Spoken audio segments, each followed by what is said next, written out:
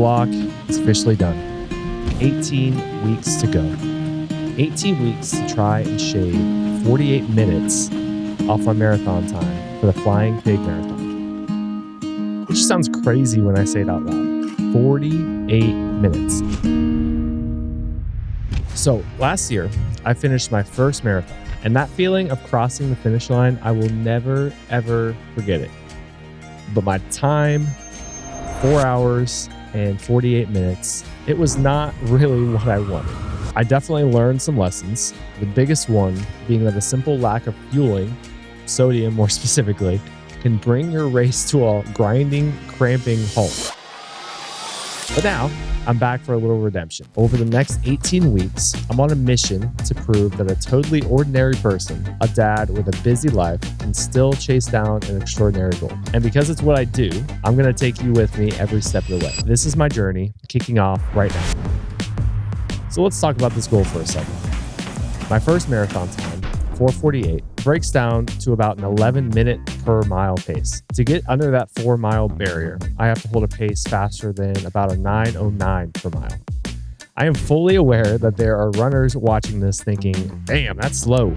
But for me, that's a massive jump. I know it's ambitious, but here's the thing. I really don't think my first marathon was a true reflection of my physical fitness.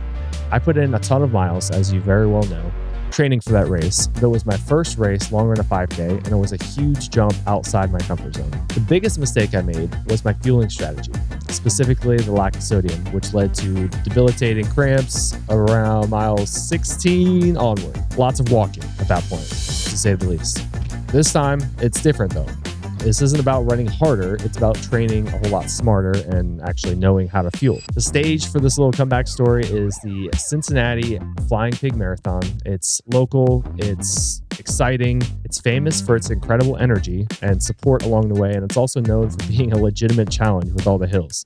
You run through downtown Cincinnati, cross a bridge into Kentucky, and then come back into Ohio. The race is on Sunday, May 3rd, 2026, which gives me exactly 18 weeks from today to get ready. But my why for doing this is a lot deeper than just a time on the watch. This is about proving to myself that I can learn from failure and come back stronger. It's about creating a sort of blueprint for anyone else out there that has a big, scary goal that feels just out of reach. If you think you're not a real runner, or you just finished your first race and felt disappointed, or maybe you're just thinking about getting started, this journey is for you.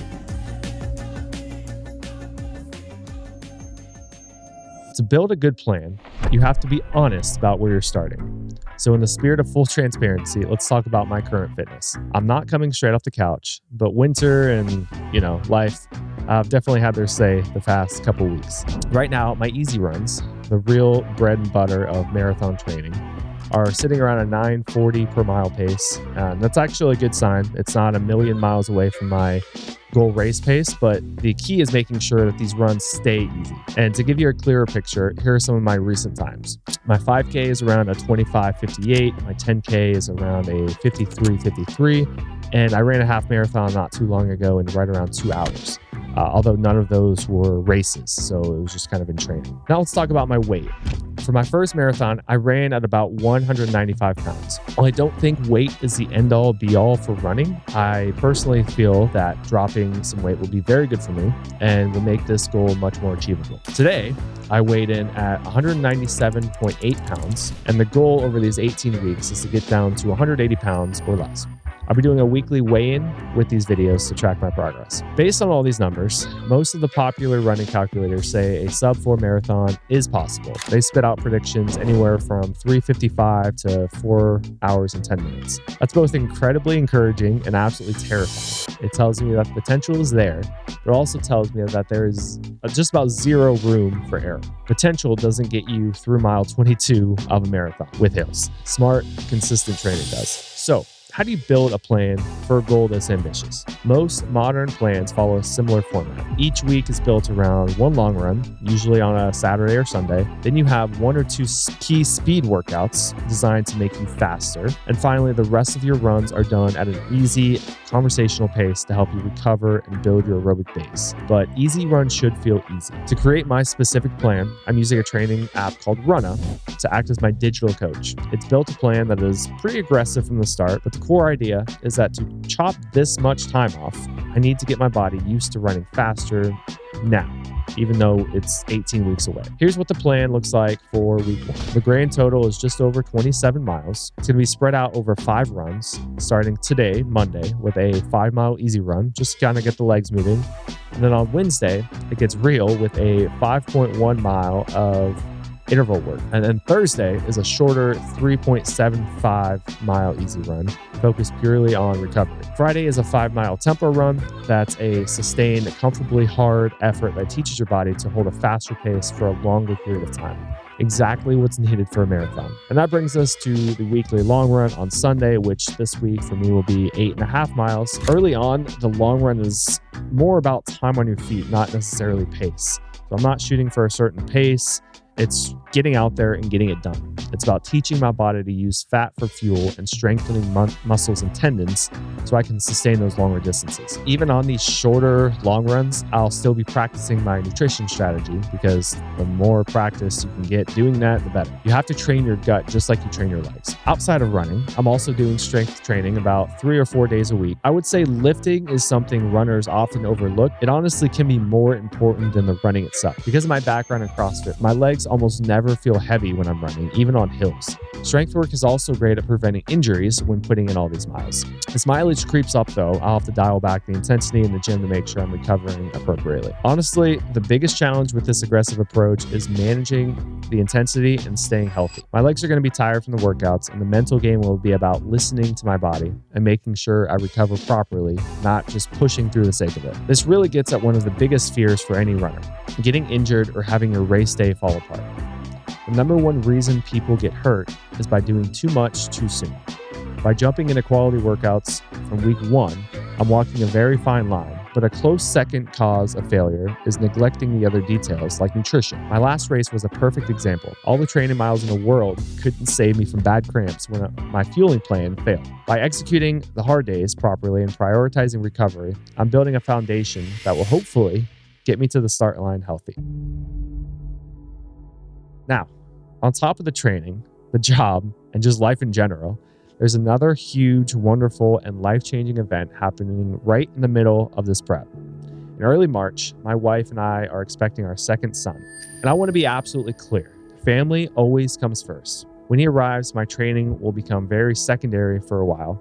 And that's exactly how it should be. But at the same time, we make time for what's important to us.